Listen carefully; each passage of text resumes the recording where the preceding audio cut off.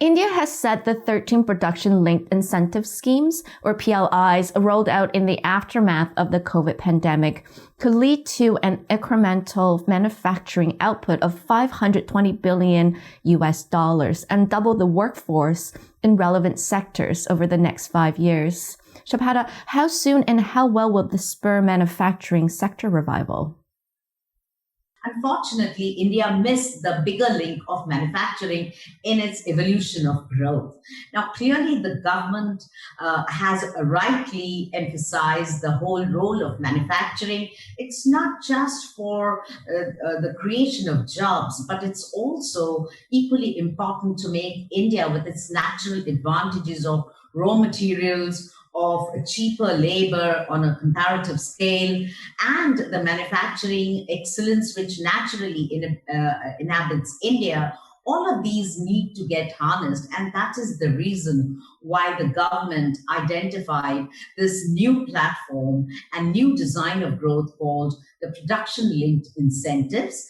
The whole design is to identify about 10 to 13 sectors, which it already has, and make them relevant, not just for the domestic manufacturing scenario, but in a new design where post-COVID, one realized globally that concentration risks can disrupt the global supply chains, which we saw over the last 12 months.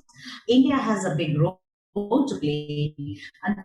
Unfortunately, until now, India had been very lowly penetrated in the global supply chains, just to the extent of about 1.8 or 2%. The potential is humongous. India needs to put in place the whole platform to make manufacturing a very attractive destination. So the 13 sectors out of the 13 sectors,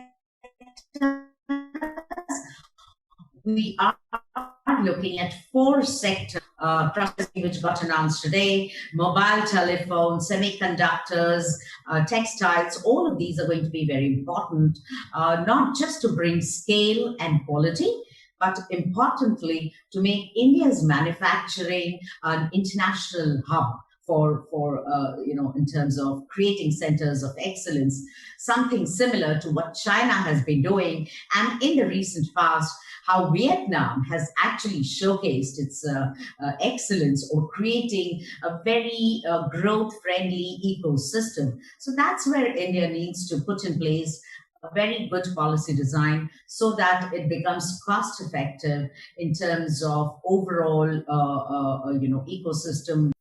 Shubhada, about 7,000 projects have been identified under the government's National Infrastructure Pipeline, with projected investment of a whopping $1.4 trillion during 2020 to 25. And it's supposedly key to India attaining the target of becoming a $5 trillion economy by 2025. What are your thoughts on the financing that is required, and if that would put additional burden on the economy?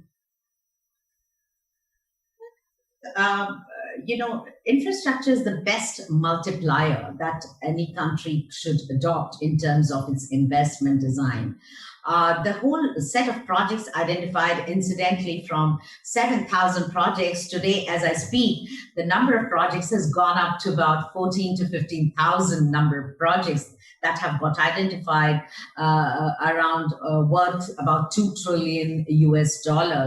So it just clearly shows that for the country to be able to have productivity gains, because infrastructure has backward and forward linkages.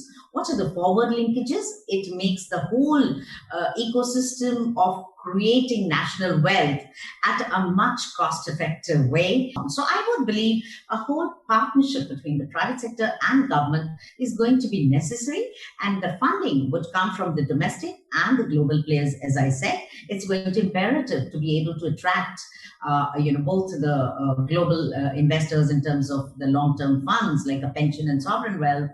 And that is where India needs to do is impart a policy predictability, have effective taxation rules. And if you have these kind of factors well in place, I think India would continue to remain a medium to long-term attractive destination for all kinds of projects. Thank you so much, Shubhada. Thank you. Thank you, Christine. And thank you everyone for watching.